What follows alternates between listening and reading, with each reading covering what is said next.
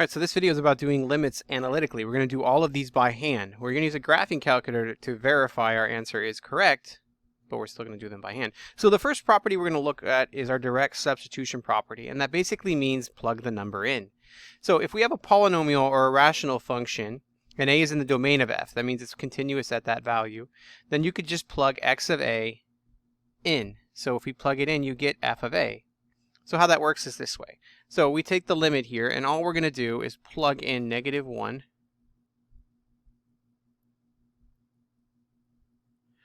and simplify. So this is -1, this is -2, -1, -3, and so this gives us -7. So that is our limit, -7. And then we're going to take a calculator to verify it and show you what's going on. All right, so we're going to graph it. And we get we already know a polynomial, it's smooth and continuous, and it's a degree 3, so it's going to have that little S shape going on. And so if we hit trace -1, and hope sure we're inside our window, we get -7. So you can see coming in from the left and from the right, it's the same value. So coming in from the left and from the right, we are approaching -7. So that's why you can just plug them in. They're smooth and continuous, so you pick any point on this graph and it's going to have that same option. So if you were coming into the 2, you'd see left and right, it's the same value. So this direct substitution property allows us just to plug stuff in. So let's try another one. So we're going to plug in 6 here. So square root of 6 minus 2 plus 3. You can kind of think of it like this, is that exists, everything exists, and so we're just plugging in the values to make sure that all the parts exist already. So that would be 4 plus 3, so that's 2 plus 3, which is 5. And so we already know our radical, that's going to be starting at 2 up from 3, right? So it's going to go 1, 2, up 3, right there, and then do that. And so if that's 2, 1, 2, 3, 4, that's 6. You can see that there's a value here. So coming in from the left and the right, it's the same value. But we should verify this in our calculator. So there's our 2, 3. It does that. And so if I hit trace again and 6, so you're doing trace and the number you're approaching, you can see that we get 5. So coming in from the left and the right, it's 5. All right, let's try another one. So if I plug in 1 here, you're going to get 1 squared minus 1. I'm doing it in red for a reason. And this equals 0 over 0. Oh, not good, right? But what this 0 over 0 means is that we can simplify first. So, not good, right? That's bad. Denominator of 0 is bad. But 0 over 0 means they're both approaching the same number top and bottom, 0 and 0. So, if we take this limit as x approaches 1, and yes, you do have to write it each time, and you simplify the top by factoring it. We're not simplifying yet, we're factoring. You can see that we can now cancel. And so we know that x cannot be 1. However, remember with limits, we don't care. So what this means is we have a hole and our function's going through it. So coming in from the left and from the right, we are still approaching some value. And we don't have to worry about it. So we can now say that this is equal to the limit as x approaches 1 of x plus 1. Because remember, we don't care about that value there. It's some random value. So now if we plug in 1, we would get 1 plus 1, which is equal to 2. And there is our limit. So the limit as x approaches 1 of x squared minus 1 over x minus 1 is equal to 2. So if you see that 0 over 0, you want to try and simplify it by factoring and canceling. That means there's a hole there. Let's look in the calculator to verify it. So there's our graph. And so again, if we hit trace and 1, hit enter, you can see nothing appears. But going from the left, you can see it's 1.9. And to the right, it's 2.06. So that corresponds with our 2 in what it's supposed to be. This is actually our line. This is the y equals x plus 1 line that's going through there. So if I wanted to actually graph it, I could plug in the simplified form, x plus 1, hit graph, and you'll see it trace it right over. That's why they are equal for limits. This does not work if it's a function. You can't say that is equal to that as a function, but as a limit, we're good. So now when I hit trace and 1 and hit enter, it doesn't work for the blue, but scrolling up it says, let's try this again, make sure it's on red, trace 1, hit enter, It's not letting me do it. It's just get over here and we close him off, hit graph, redo it. Trace 1, come on. And we get 2. There you go. So you can see that that's our 2. All right, let's try this again. So if I plug in 0, I get 0 minus 1 squared minus 1 over 0. We already know that that's bad. But what we want to do now is verify that we're getting that 0 over 0. So we know that that doesn't work. And so that would become 1 minus 1, which is 0 over 0. So we know we can simplify. So what we're going to do is multiply this out. We're going to use our binomial expansion. That's x squared minus 2x plus 1 minus 1 over x.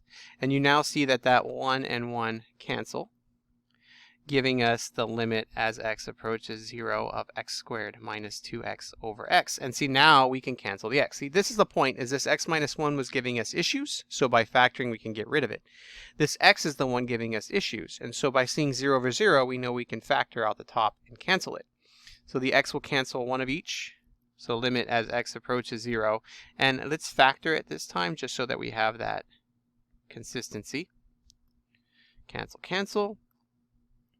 So the limit as x approaches 0 is now x minus 2. So again, if I were to plug that one in and that one into our calculator, they should be the same. So plugging in 0, we get 0 minus 2, which is negative 2. So that is our limit, negative 2. Let's check this in the calculator. And so plugging this in the calculator, remember it's alpha y for the fraction. And then we do parenthesis x minus 1 parenthesis squared minus 1. So you want to make sure it looks exactly the same. Divided by x. And then the other one is our x minus 2. That's what we end up with here. This guy right there. So x minus 2. Hit graph. And you should see the first one go through. That is your y equals x minus 2 line. You can see it's crossing at negative 2 and it's up 1 over 1. The red goes in perfectly. So now if we go back, let's deselect that one because we verified they are the same. Regraph just the red, and then we'll hit trace and 0 to verify that it is negative 2. So trace, 0, enter, and of course it is negative 2. So we're good to go. And that's how you work on it. So the first one, again, is you just plug the number in. If you're good, you move on. If you get 0 over 0, then you want to try factoring to cancel off that denominator and move on. Here's another one. This is the last one we have. So if we plug in 0, you get 0 plus 9 with a square root minus 3 over 0. And you can already see that again is bad. So we know this doesn't work.